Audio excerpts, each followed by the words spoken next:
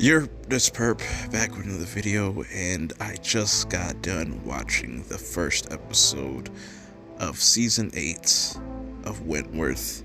And I gotta say, if y'all ain't watching this show, I don't know what is wrong with you, man. This has been an incredible series. Check out my season 7 review and all my other Wentworth content in the description below.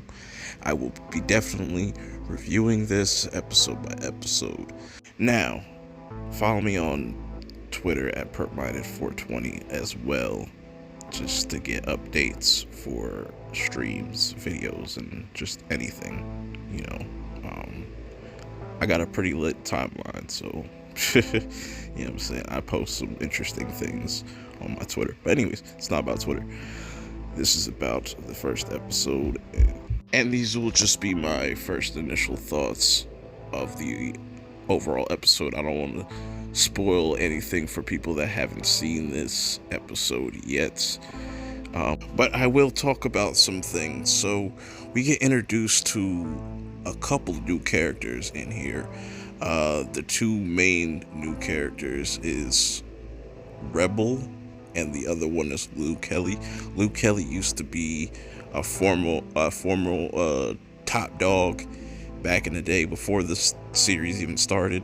So, you know, she's already posing a threat with her prior information, you know, that we know about her. And knowing that she's a threat in what she does in this episode, mainly to what she does to Boomer.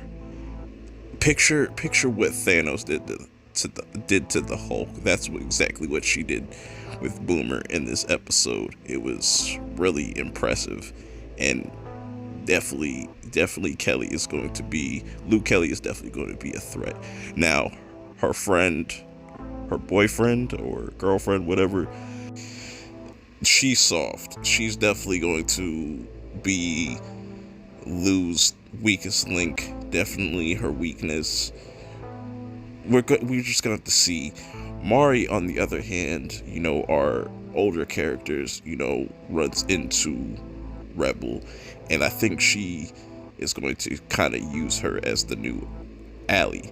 Speaking of Allie, you know, Allie is also top dog, which I think I never saw that coming, but she has a whole new look now. She has a whole different demeanor. She tries to kind of uphold what Cass has done, but, you know, she's a little bit more ruthless now. She's not as soft as she once was. What happened to her in season 7 has definitely changed her mindset, especially when she comes across characters like Luke Kelly.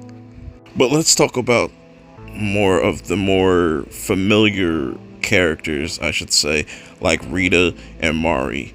Rita is really in some deep shit. You know, she's out on house arrest, but she's not clear yet. She's still in deep water. You know, things that she's doing, the people she's trying to take down, are very dangerous, and I think it's gonna get kind of hectic for Rita's character.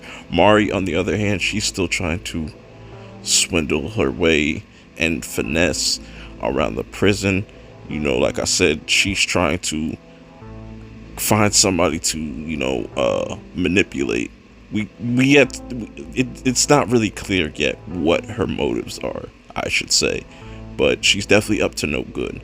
Got it. And she also still wants to kill Ruby, which, you know, like I said, there's a lot going on in this season, and it's crazy that we have 2 seasons left.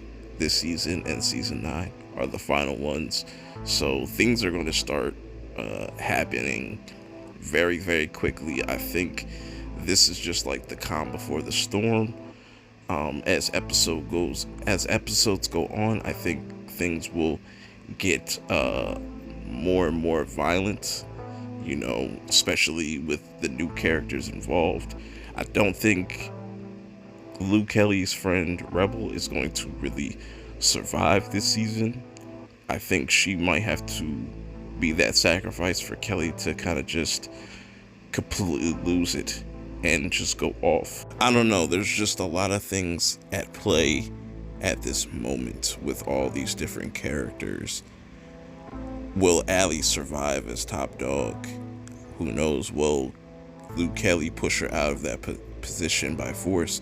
I even think Allie might not make it out this season. I think she could go. It's going to be interesting.